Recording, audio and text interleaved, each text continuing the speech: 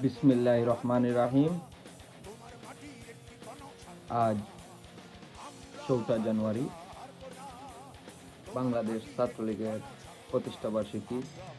শিক্ষা, শান্তি, প্রগতি বাহী পতাকা বাংলাদেশ ছাত্রলীগ।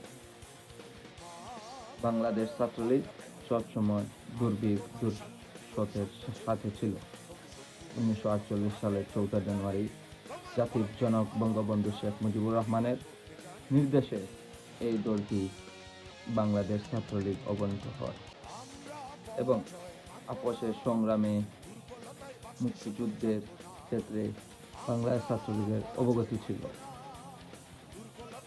ছাত্রলীগের ইতিহাস বাংলাদেশের ইতিহাস।